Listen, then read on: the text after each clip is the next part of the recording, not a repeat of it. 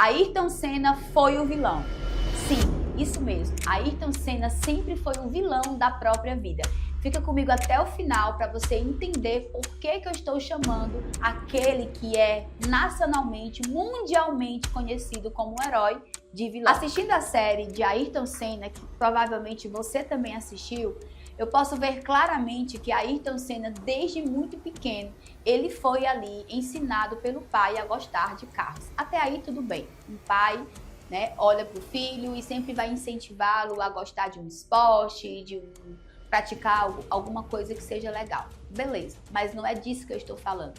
Eu estou falando de um pai que tem todas as características de um pai controlador. Um pai que estava sempre por perto, colocando no filho ali aquele impulso, aquela motivação pelo amor aos carros. Isso não seria um problema, afinal de contas, ele poderia ter percorrido a sua jornada como piloto, ser bem-sucedido e ter sido muito feliz, como tantos outros. Só que essa não foi a história de Senna. Senna nunca conseguiu ser feliz de verdade.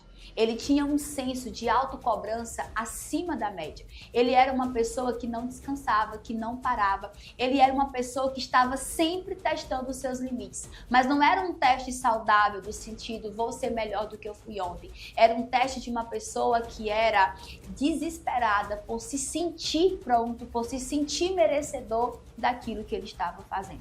Além disso, esse comportamento também desenvolveu nele um sentimento de justiça. Ele era uma pessoa que precisava que todas as coisas estivessem dentro daquilo que ele queria. Então, a série vai mostrar que ele era uma pessoa querida, uma pessoa comunicativa, mas também mostrou várias vezes que quando as coisas saíam do controle dele ou quando alguém o ameaçava, ele partia para cima.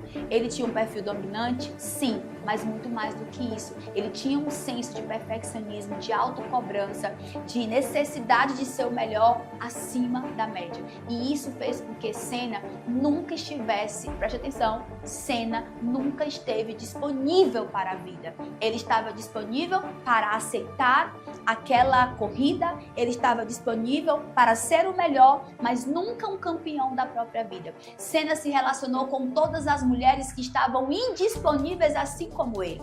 Todos os seus relacionamentos que são retratados na cena e até mesmo aqueles que são comentados nos bastidores que não estão evidentes na série, mostra que Senna nunca teve uma mulher que estava disponível para ele. Por quê? Porque ele também não estava.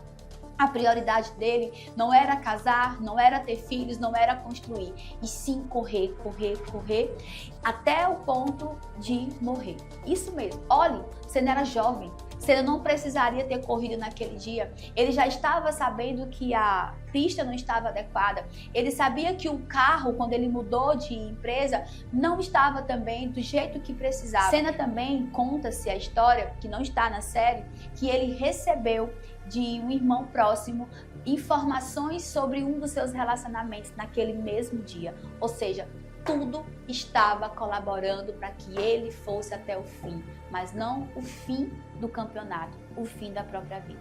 Por mais que as pessoas admirem o Senna por ele ter sido persistente, por ele ter se desafiado e ser o melhor na corrida de Fórmula 1, o Senna tinha muitos problemas emocionais. Ele era uma pessoa que não tinha uma imagem definida sobre quem ele era. Ele era uma pessoa casada com o pai e com a mãe. O pai estava sempre por perto.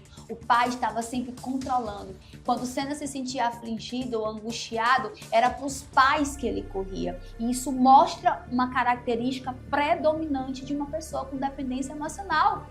Ele não tinha a vida dele, ele voltava para a vida dos pais. Eram os pais que ditavam as regras, era a mãe que estava lá torcendo por ele. Karine, mas não pode o pai torcer, a mãe torcer? Pode, pode. A questão é para onde ele voltava quando as coisas não davam certo. Por que ele estava disponível para a família, mas não estava disponível para a própria vida?